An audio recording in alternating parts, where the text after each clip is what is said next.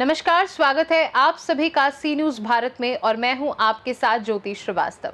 वक्त हो चुका है गुजरात बुलेटिन का, जिसमें बात होगी बरोडा की, जहां पिछले 1.5 साल से सीवेज और पानी की पाइपलाइन का काम अधूरा पड़ा रहने से स्थानीय लोगों का गुस्सा फूट पड़ा है। अगली खबर भी बरोडा से है, जहां नवरात्रि के उपलक्ष्य में रास गरबा का आयोजन किया गया। ऐसी तमाम खबरों पर विस्तार से करेंगे चर्चा। गुजरात में मां जगदम्बा की आराधना का पर्व नवरात्रि चल रहा है। वहीं शहर के लोगों की सुरक्षा सुनिश्चित करने, माहौल में शांति स्थापित करने में अग्रणी अहमदाबाद सिटी पुलिस भी अपनी ड्यूटी के साथ साथ मां जगदम्बा के उत्सव को भी मनाती नजर आई। शाहीबाग स्थित पुलिस मुख्यालय में जेडी नागरवाला पुलिस स्टेडियम में भी भव्य नवरात्रि उत्सव का आयोजन किया गया। इस अवसर पर city police commissioner S Malik अपनी पत्नी के साथ पुलिस स्टेडियम पहुंचे, जहां उन्होंने मां जगदम्बा की आरती और पूजा अर्चना की। आरती के दौरान अन्य उच्च अधिकारी भी अपने परिवार के साथ मौजूद रहे और आरती की गई। वहीं गरबा शुरू होते ही पुलिस आयुक्त जीएस मलिक ने खुद गरबा खेला और पुलिस परिवार के सदस्य और पुलिस अधिकारियों के साथ गरबा खेलते नजर आए। इस अवसर पर वरिष्ठ अधिकारी Neeraj Badgujar, Jayesh Brahmbhatt, Jaipal Singh Rathore, doctor Jitendra Agrawal, crime branch अधिकारी शरद सिंगल, अजीत राजयान सहित जेसीपी, एसीपी, डीसीपी, पीआई और पुलिस कर्मियों के साथ साथ पुलिस परिवार के सदस्य भी मौजूद रहे। अहमदाबाद से सी न्यूज संवाददाता योगेश गोस्वामी की रिपोर्ट। प्रधानमंत्री नरेंद्र मोदी ने नवरात्रि और दिवाली के त्योहारों के दौरान गुजरात समेत पूरे देशवासियों को स्वदेशी 4G नेटवर्क का तोहफा दिया है। प्रधानमंत्री मोदी ने ओडिशा के झारसुगुड़ू से देश भर में स्वदेशी BSNL 4G नेटवर्क का शुभारंभ किया। वहीं मुख्यमंत्री भूपेंद्र पटेल और केंद्रीय मंत्री मनसुख भाई मंडाविया गांधीनगर के महात्मा मंदिर से शुभारंभ कार्यक्रम में शामिल हुए। रजत जयंती वर्ष में भारत संचार निगम लिमिटेड ने 4G संतृप्ति परियोजना के तहत 14,000 से अधिक साइटों सहित 97,500 नए 4G साइटों का उद्घाटन किया। वहीं गुजरात में चालू किए गए 4,000 4G टावर्स में से 600 से अधिक टावर अत्यंत दुर्गम और दूरस्थ पहाड़ी और आदिवासी क्षेत्रों में चालू किए जाने हैं। मुख्यमंत्री भूपेंद्र पटेल ने इस अवसर पर शुभकामनाएं देते हुए कहा कि जहां आद्य शक्ति की आराधना का नवरात्रि उत्सव मनाया जा रहा है, वहीं प्रधानमंत्री नरेंद्र भाई मोदी ने इन नवरात्रि और दिवाली त्योहारों के दौरान देशवासियों को स्वदेशी 4G नेटवर्क का एक बड़ा उपहार दिया है।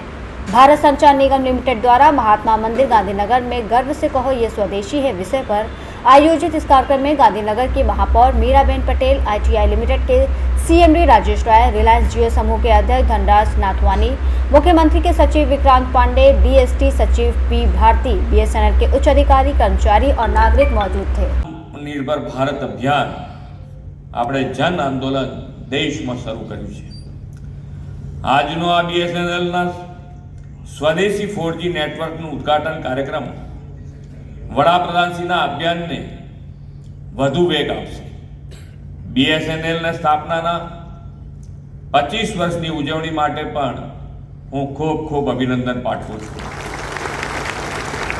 BSNLની ટેગલાઇન છે કનેક્ટિંગ ભારત। આ ટેગલાઇન વડાપ્રધાન શ્રી નરેન્દ્રભાઈ મોદી સાહેબના વિઝનને એકદમ સુસંગત છે। તેમણે દેશમાં પાછલા 11 વર્ષમાં road, rail, metro train network, air network, infrastructure network અને સંચાર નેટવર્કમાં ક્રાંતિકારી કદમ ઉઠાવીને કનેક્ટિંગ ભારતને સાકાર કર્યું છે। મોદી સાહેબના નેતૃત્વમાં make in India, digital India, startup ઇન્ડિયાની સફળતાથી ભારતે વિશ્વના દેશોમાં ગૌરવ મેળવ્યું છે।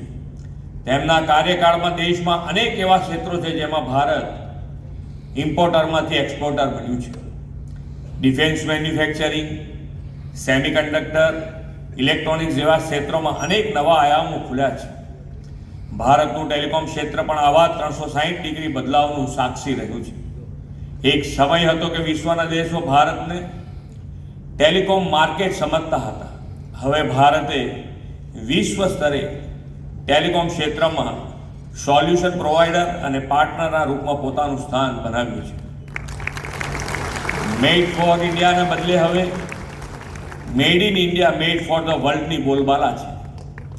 વડાપ્રધાનશ્રીએ ગ્રામીણ, અંતરિયાળ, છેવાડાના વિસ્તારોમાં ડિજિટલ કનેક્ટિવિટી પહોંચાડીને જે સંકલ્પ કર્યો છે, પહોંચાડવાનો જે સંકલ્પ કર્યો છે તે ભારતની આત્મનિર્ભરતાની યાત્રામાં એક સીમાચિહ્ન છે. આજના અવસરે તેમના દ્વારા સમગ્ર દેશમાં 92,000થી વધુ 4G ટાવરોનું ઉદ્ઘાટન થવાનું છે. ગુજરાતમાં 4,000થી વધુ ટાવર ઇન્સ્ટોલ કરવામાં આવ્યા છે. આનાથી 10,000થી વધુ ગામડાઓને 4G મોબાઈલ સેવાનો લાભ મળવાનો છે.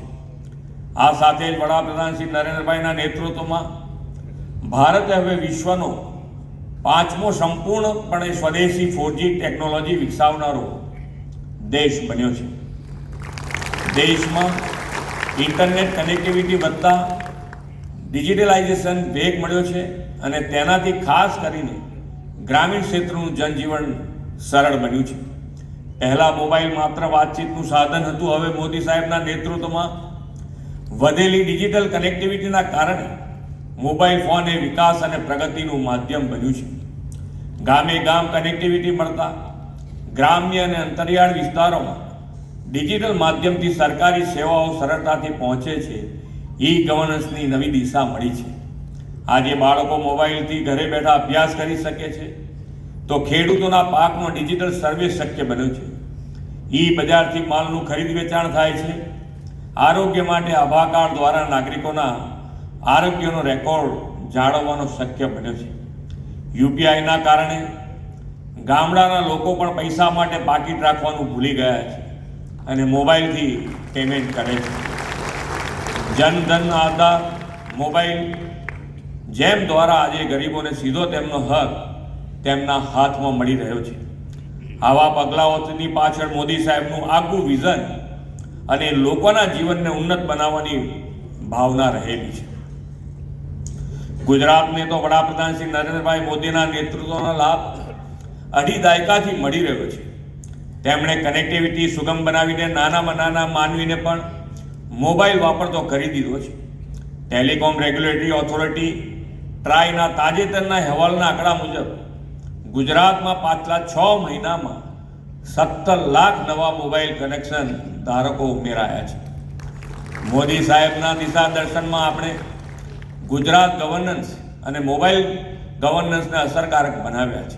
अहमदाबाद से सी न्यूज संवाददाता योगेश गोस्वामी की रिपोर्ट। दभोई के महुडी भगोल और सुंदर कुआ क्षेत्र में पिछले 1.5 साल से सीवेज और पानी की पाइपलाइन का काम अधूरा पड़ा है, जिससे इलाके में गड्ढों, गंदे पानी और अव्यवस्थित सड़कों के कारण स्थानीय लोगों को भारी परेशानी का सामना करना पड़ रहा है। नगरपालिका की लापरवाही और धीमी कार्यप्रणाली से नाराज होकर नागरिकों ने आज सड़क जाम कर विरोध प्रदर्शन किया, जिससे ट्रैफिक बाधित हो गया। क्षेत्र में मंदिर और मस्जिद जैसे धार्मिक स्थलों के पास ही ये स्थिति बनी हुई है, जिससे श्रद्धालुओं को भी कठिनाइयों का सामना करना पड़ रहा है।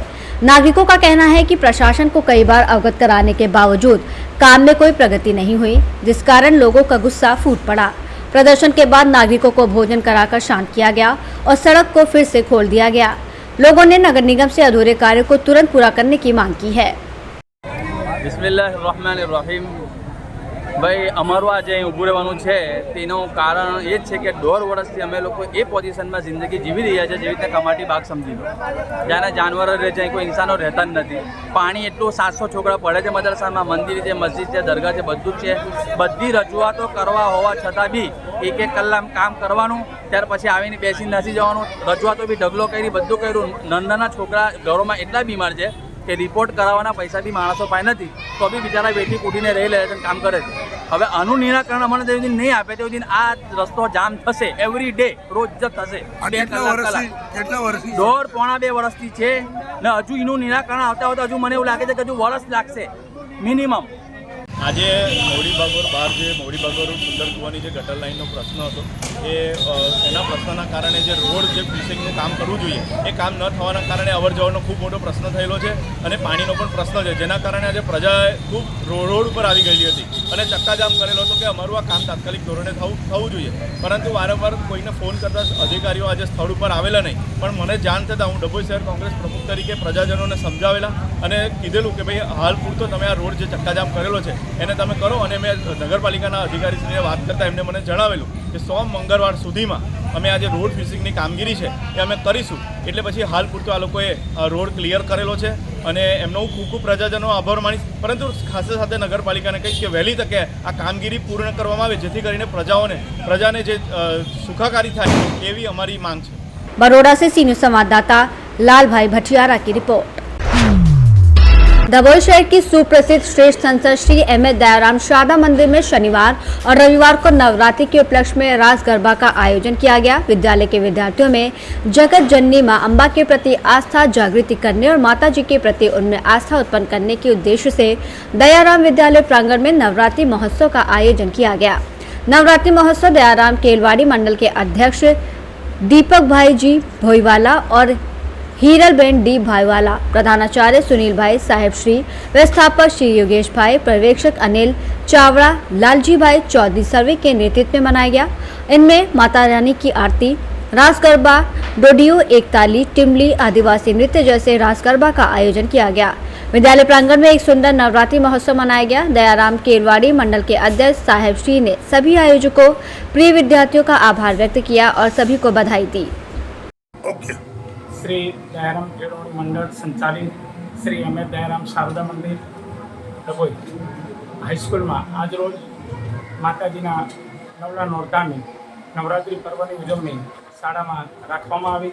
सौप्रथम श्री दयाराम केलवाड़ी मंडलना प्रमुख श्री दीपकभाई जी भोईवाला तथा एमना पत्नी हिरलबेन दीपकभाई भोईवाला द्वारा अने शाळाना इंचार्ज आचार्य सुपरवाइजर श्री एडमिनिस्ट्रेटर श्री तथा शिक्षकों द्वारा सौप्रथम माताजी आरती करवामां आवी, त्यारबाद स्तुति करवामां आवी। तमाम विद्यार्थीओ उत्साहभेर आनंदथी भाग लीधो। तमाम विद्यार्थीओ, शिक्षकों, स्टाफ परिवार पण ट्रेडिशनल ड्रेस में तैयार थईने माताजीना गरबा पर्वनी उजवणी करवा माटे दयाराम स्कूल में एकत्रित थया हता। अंत में आ शाळा में आ कार्यक्रम द्वारा विद्यार्थीओए विविध गरबा, फ्रंटाड़ी, लोरियो, टीमली, रास वगैरेनो अनेरो आनंद मानी आ कार्यक्रमने सफल बनाव्यो छे। अंते प्रमुख द्वारा आभार विधि करवामां आवेल हती।